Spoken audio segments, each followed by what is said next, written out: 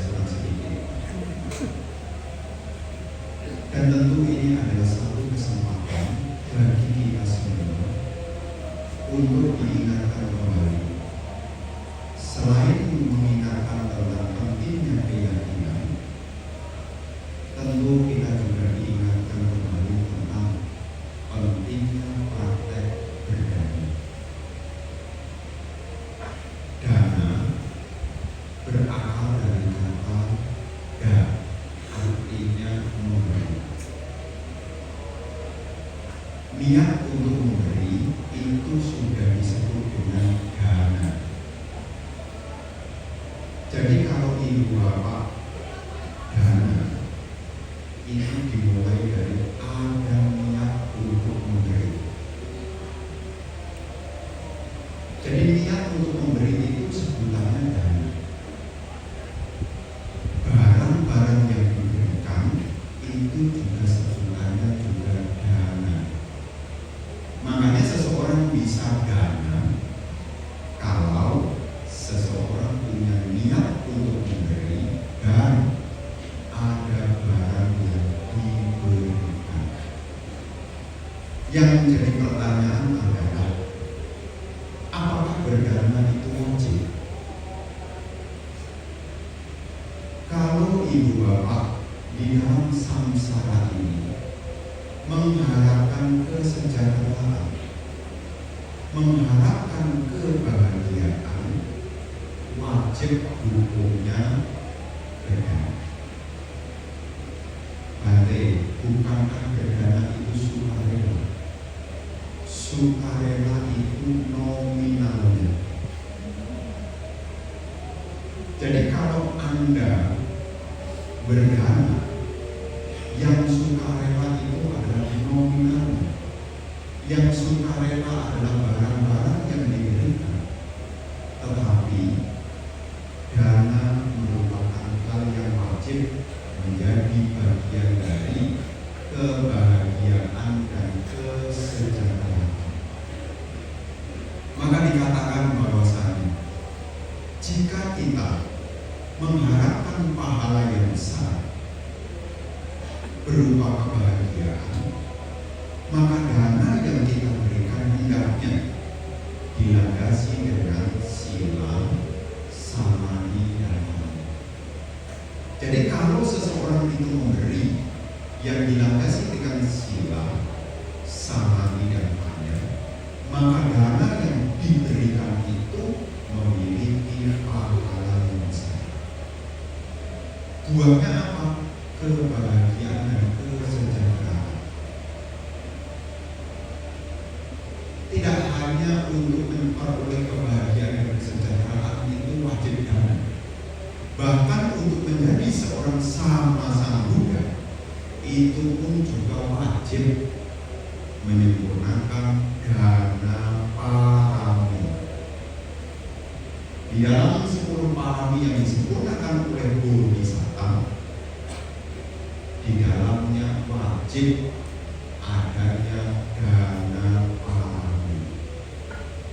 Seperti apa yang dilakukan oleh Bodhisattva, mulai dari dana yang rendah, menengah, sampai yang parami, yang paling tinggi.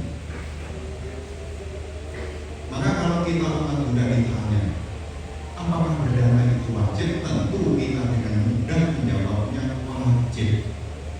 Kalau ada yang bertanya lagi, bukannya sukarela? Jawablah nominalnya. Betul kan?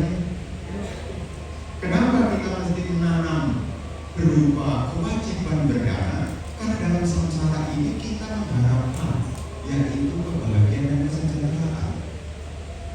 Maka tadi dalam pertemuan jam 16 selesai di Satadharma, saya bilang kepada para hadirin, nanti ketemu ya di jam 18 di Wihara Dharma. Tapi ingat, makan dulu. Ternyata saya ngomong, saya juga tidak tahu, ternyata nyambung juga. Nanti sebelum sampai Wihara, nanti mampir makan mie. Ternyata di depan tadi itu, loh, ada mie sedap. Jadi kalau yang hadir di kesempatan tadi di jam 16 pasti dengar. Pasti dengar kan? Jangan lupa ya, nanti sebelum berkumpul di jam 18 makan dulu. Sebelum kita memberi asupan batin kita, jangan lupa memberi asupan tubuh kita. Sebelum sampai negara, mampir dulu makan. Benar. Itu. Tapi saya minyak datang sore. Jadi saya hanya lihat saja mereknya. Meskipun silakan diambil gratis, kayaknya begitu tulisannya tadi. Sudah mencoba? Nah, dalam samsara ini, salah satu yang menyebabkan makhluk-makhluk itu berkumpul, makhluk-makhluk itu eksis, itu tidak lepas dari kekuatan makanan. Dan salah satu yang mensupport adanya makanan tidak lain adalah buah dari berdaun. Jadi makhluk-makhluk itu tidak akan pernah kekurangan makan. Ini tidak lepas dari kekuatan berdaun. Dan ini banyak kisah-kisah di dalam kitab suci tentang kekuatan dari memberi berbuah pada kesejahteraan. Para bapak dan ibu, saudara-saudari sekalian, karena berdana itu adalah sesuatu yang wajib, yang nominalnya itu adalah sukarela. Di dalam Antara Nikaya kelompok 5 disebutkan di sana, wahai para biku, ada 5 hal yang diberikan oleh orang baik.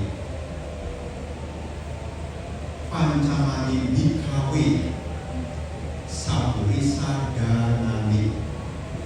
Wahai para biku, ada 5 hal yang dilakukan oleh orang baik dalam berdana. Jadi orang baik ngerti manfaatnya berdana, berbuah kebahagiaan dan kesejahteraan, dan itu disebutkan orang yang baik tahu caranya berdana. Sapuri sadanani. Apakah yang 5 ini?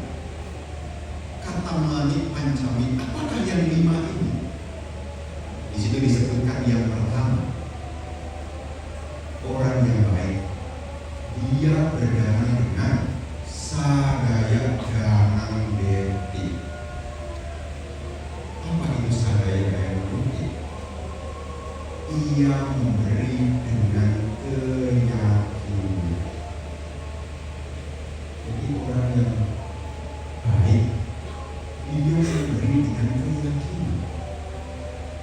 Di dalam Sapuri Sadana Antara Nikaya kelompok 5 poin 148 disebutkan di sana, kalau seseorang itu memberi dengan keyakinan, pahala yang akan diperoleh selain hidupnya sejahtera, dia penuh dengan kelimpahan, ia akan diberkahi dengan keelokan.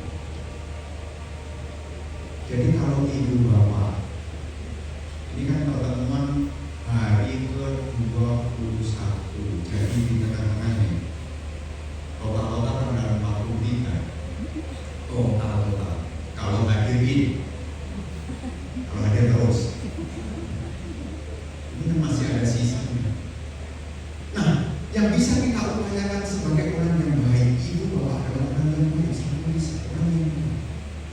Kita bisa menghayati dan memulai dari diri sendiri, membiasakan memberi dengan keyakinan. Buahnya adalah selain kebahagiaan, kesejahteraan, kelimpahan, diberkahi dengan keelokan. Ya, elok itu artinya indah. Elok itu artinya enak untuk dilihat. Dan kalau dilihat tidak pernah bosan. Ini lihat lagi. Berarti apa? Menyenangkan. Kenapa bisa begitu lagi? Kok dia bisa memperoleh selain kebahagiaan, kesejahteraan, kelimpahan, kenapa dia juga memperoleh keelokan? Karena kalau orang itu memberi dengan keyakinan, dia tidak ada keraguan-raguan. Seperti ibu bapak, kalau hari ini adalah hari Sabtu, hari ini hari Sabtu, 2 hari kemudian hari Senin, dan hari Senin setor uang total, nabung nanti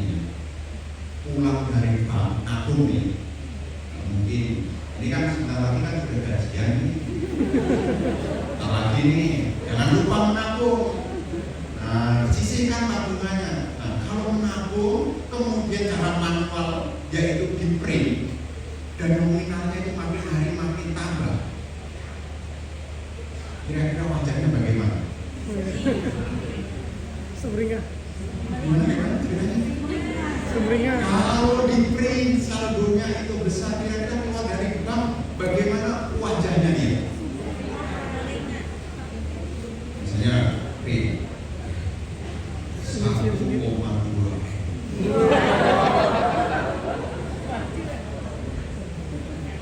Kalau satu gitu. Malah ada terkejut.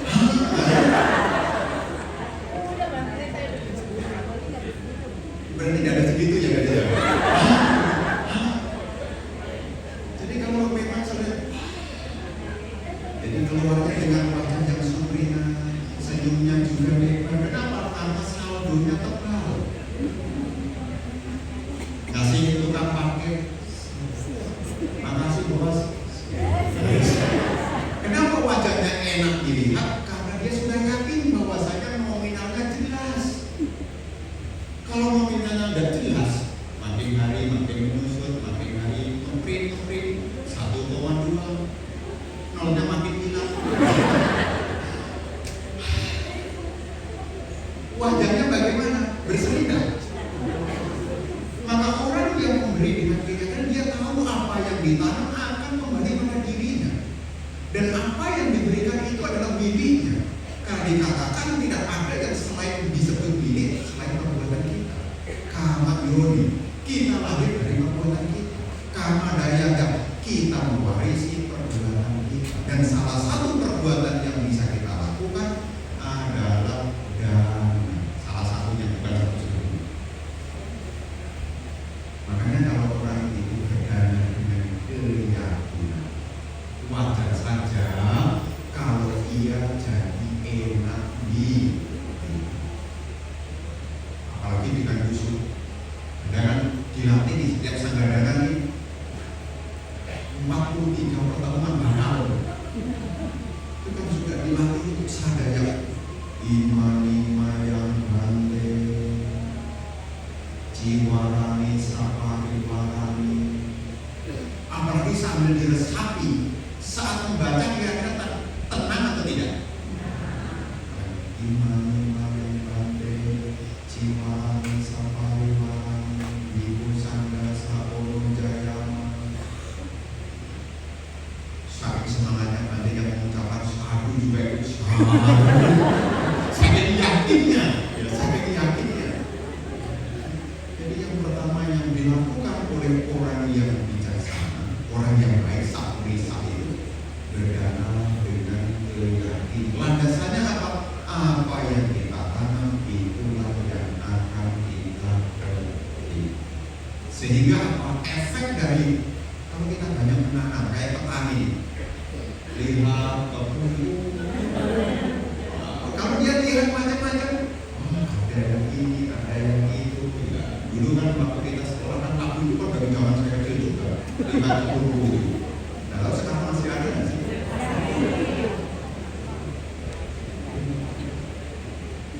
Ada yang apa, ada yang apa kan? Hatinya bagaimana?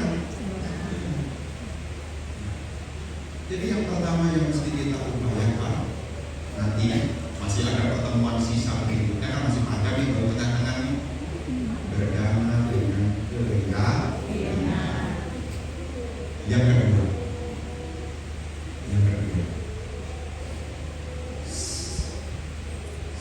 sakacak.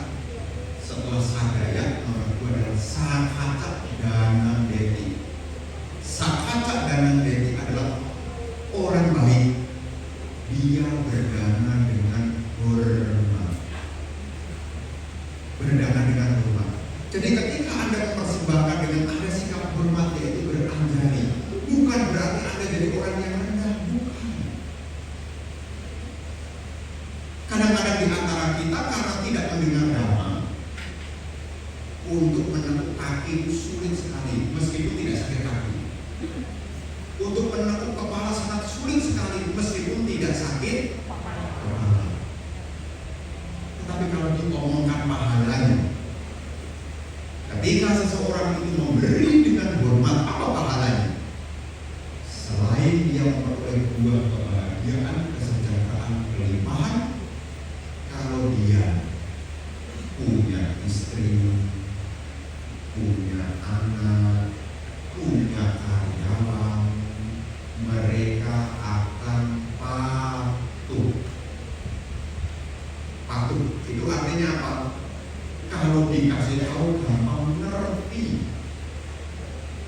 kita punya karyawan dikasih tahu nggak ngerti-ngerti, bisa jadi bisa belumnya kita ngasih cuma makanya nggak ngerti-ngerti, sudah dikasih tahu nggak ngerti-ngerti. Maka ketika kita memberi yang kedua ini, selain dasarnya keyakinan, kita membiasakan memberi dengan hormat. Tidak hanya para biku, kepada yang di rumah, kepada suaminya dengan hormat. Jangan gitu ya. Yang namanya hormat itu jangan dilakukan dengan kopinya sudah. Apalagi dengan keyakinan apa yang ditanam itu yang akan dipetik. Jadi kalau dengan keyakinan hatinya senyum, lakukan dengan hormat, saldo bisa cari. Jadi kalau kita dibiasakan, tidak hanya hormat kepada para ibu, dengan istri di rumah, memberi kepada istri dengan hormat. Nanti kalau bapak-bapak mungkin gajiannya kemudian sudah cair, ada nominalnya, kasihlah dengan hormat. Ini Bu hasilnya. Kira-kira yang menerima senang atau tidak? Senang. Tapi kalau dikasih, udah ya dicucukkan ya. Gimana? Nah, ketika kita memberi dibiasakan kepada orang tua, kepada tim sangga, kepada suami, kepada istri, artinya memberi dengan hormat itu tidak ada yang sia-sia. Tetap kembali kepada kita yang memberi. Kadang-kadang saking akrabnya kurang hormat, saking akrabnya roti sepotong, saking akrabnya kayak kasih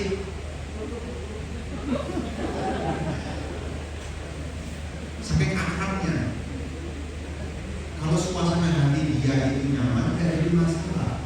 Kalau dia hatinya tidak nyaman, diberi dengan dilempar, itu diartikan penghi. Niat baik terjadi terbalik. Niat membangun persahabatan menambah permusuhan. Yang kedua, sangat baik. Ini memberi dengan hormat. Makanya dalam tradisi kebiasaan,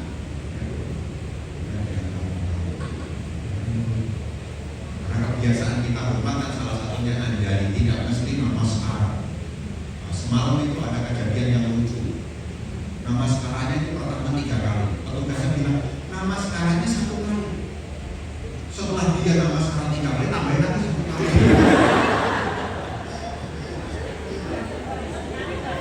Karena dia dengar namaskaranya cukup 1 kali, setelah dia namaskar 3 kali, mendengar kalimat namaskaranya 1 kali, tambahin lagi jadi hormatnya luar biasa.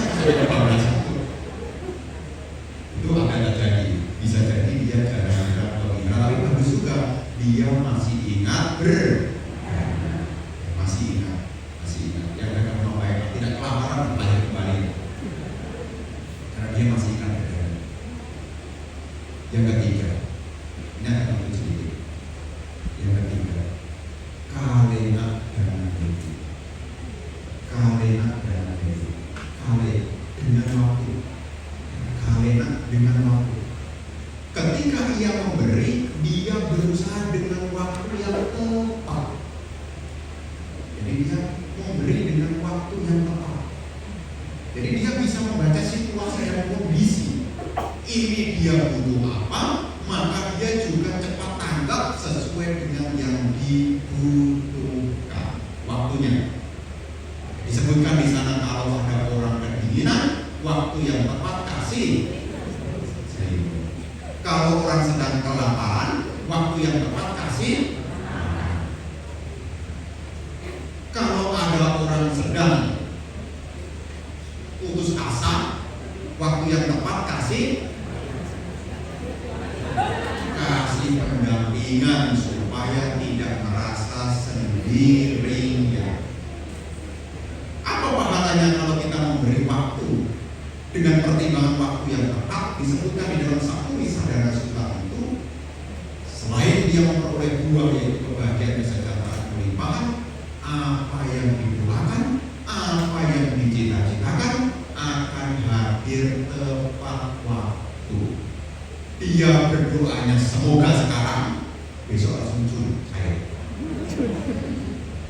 Gak usah cari pohon mana, gak usah cari pohon mana. Selama Anda sering-sering memberi di waktu yang tepat, maka buahnya juga akan tepat waktu. Lagi mikir, para bandai lagi ucap bakti, sebelum ucap bakti makan di atas. Waktunya tepat. Tapi tidak tepat kalau sedang dengerin ceramah sambil kalau aromanya kemana-mana, tidak tepat. Jadi kalau kita bisa mengusahakan waktu yang tepat, buahnya ada tepat waktu. Contohnya apa waktu yang tepat? Kalau ada tamu datang, waktunya tepat kasih apa? Kasih minum. Kapan hari saya ceramah begini di tempat yang lain, saya datang langsung duduk sebibir Brahma Caroka, belum dikasih minum sudah disuruh ceramah. Dia diingatkan begitu, maaf nih baru dikeluarkan air minum. Saya bilang saya bukan minta minum ya, tetapi saya ingatkan bahwasanya kalau punya tamu jangan diajak ngobrol dulu, tapi dikasih minum. Siapa tahu tadi naik grab jauh turunnya karena tidak bisa masuk. Dengan dikasih minum, tadi di sini saya datang dikasih minum, tapi sayang minumannya baru datang setelah ucap bakti mau mulai. Jadi tidak dipakai di ruang tunggu. Jadi kalau kita memberi di waktu yang tepat, buahnya kalau kita punya ini kan kita pengen waktunya muda-muda atau pengen segera. Kalau kita punya keinginan mau menunggu atau pengen segera, maka kalau bisa dengan siapapun ada doa. Dan saya salah satunya kenapa doanya ibu-ibu itu manjur. Ini doanya ibu-ibu. Kenapa doanya ibu-ibu manjur? Karena ibu-ibu sudah peka dengan anak.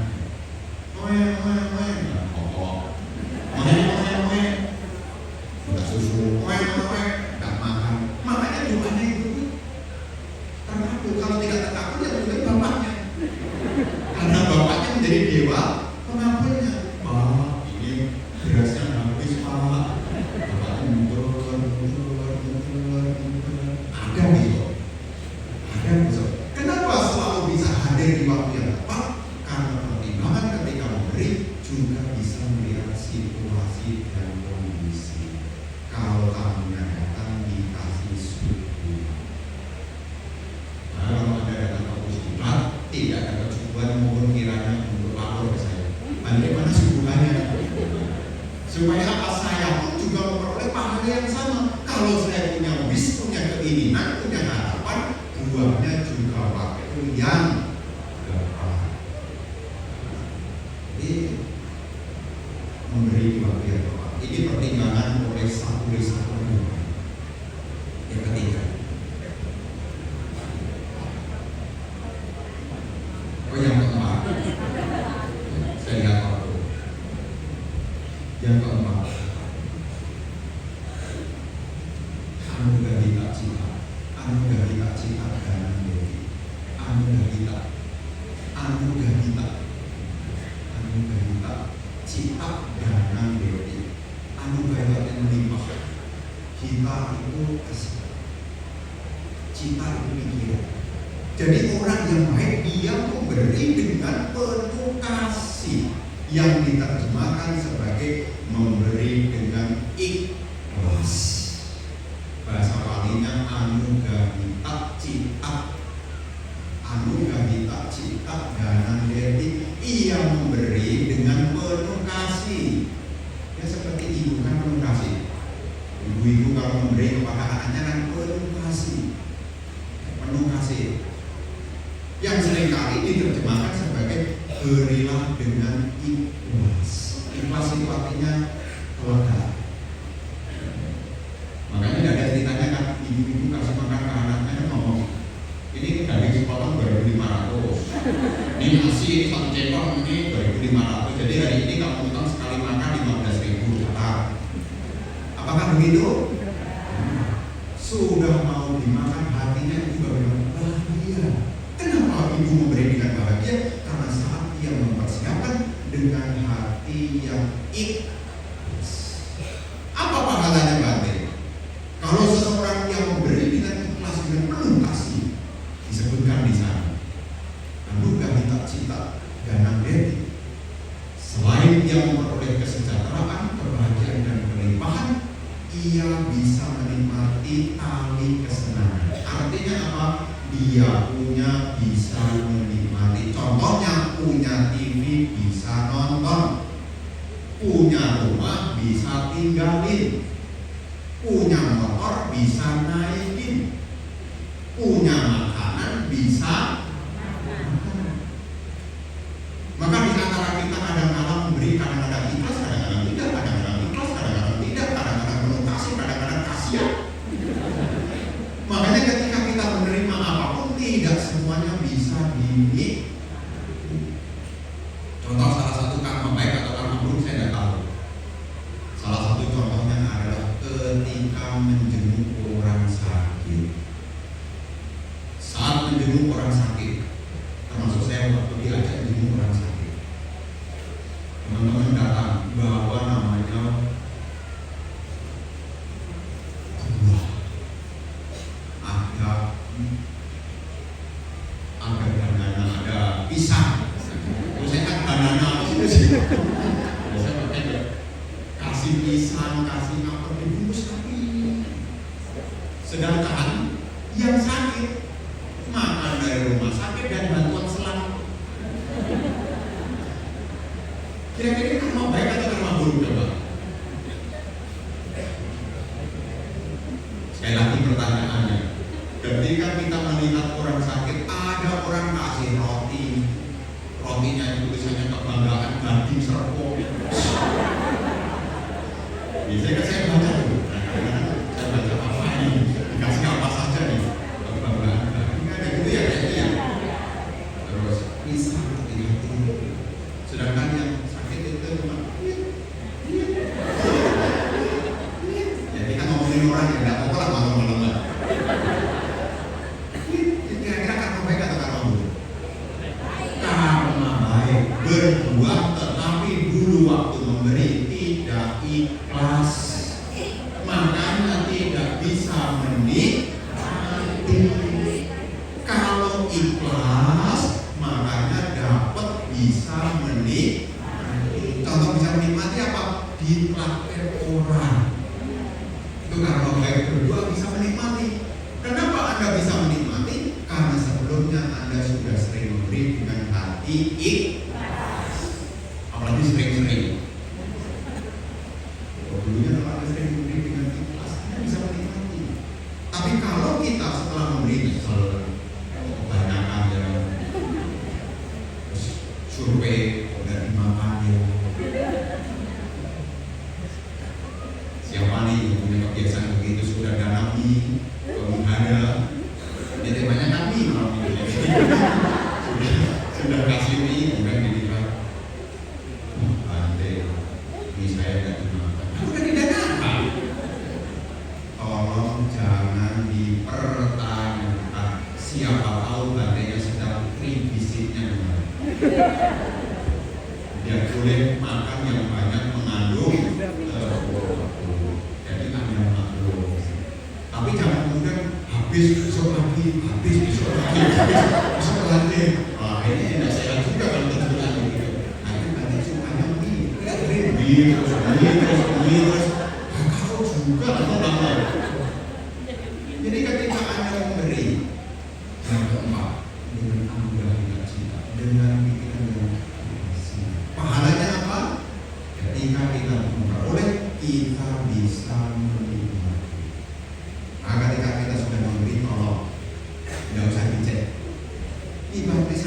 pemberian sanggar-sanggar pada orang dipakai sih Bante. Kalau Bante nggak mau pakai, bilang aja biar tak kasih ke Bante yang lain. Tapi belum pernah ada cerita begini. Karena Pak Judas sudah sapu risau, sudah memberi dengan ikhlas. Nah, kemudian yang kelima, yang terakhir, atancak parancak, anu pawaca, jangan jadi. Ia memberi tanpa merendahkan diri sendiri maupun juga merendahkan orang lain. Artinya apa? Tidak membuat orang lain rusak, termasuk juga tidak merusak dirinya sendiri. Jadi ketika Anda sudah memberi, jangan pernah merasa lebih rendah. Karena memberi itu mulia di mana-mana. Orang sudah berani memberi meskipun sedikit sekali itu sudah mulia. Jadi tidak usah kemudian Rasulullah sedih gitu. Kalau saya Jawa itu Bante ini satu-satunya ya Bante. Kalau Bante digunakan dengan sebaik-baiknya, kalau bisa secepat-cepatnya supaya karena baik cepat berbuat pada saya. Jadi sebisa mungkin tanpa merendahkan diri. Apa pahalanya kalau kita memberi tanpa merendahkan diri sendiri, tanpa merendahkan orang lain? Dikatakan apa yang sudah diperoleh tidak akan rusak. Baik itu rusak oleh api, baik itu rusak oleh air, termasuk tidak mungkin disita oleh pemerintah. Di situ disebutkan raja, disebutkan raja, tapi saya tambahin sedikit jadi pemerintah. Tapi apa yang dimiliki itu bisa disita, bisa diambil, bisa jadi waktu Anda memberi, bisa jadi merendahkan, baik itu diri sendiri maupun orang. Jadi sebisa mungkin ketika kita memberi tanpa merendahkan siapapun, baik diri sendiri maupun orang lain. Jadi 5 hal inilah disebutkan oleh para biku. 5 hal inilah yang dilakukan oleh orang lain dalam berdana. Ini ada di dalam satu Sabda Rasul. Jadi ketika kita menghayati perbuatan baik yang akan kita lakukan khususnya berdana, 5 hal disertakan. Lakukan dengan keyakinan, lakukan dengan hormat, lihatlah situasi dan kondisi waktu yang tepat, disertai dengan pikiran yang ikhlas, dan jangan pernah merendahkan diri sendiri maupun di pahalanya itu beraneka-ragam.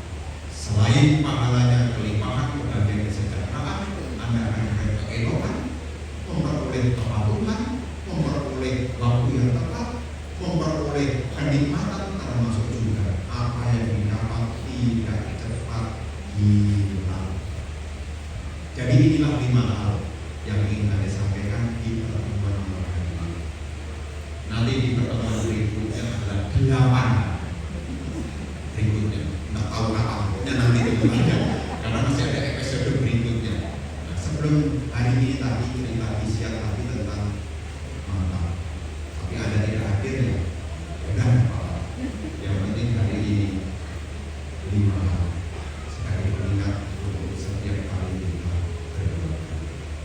Selamat melaksanakan sanggadana di masa latihan malam hari ini. Semoga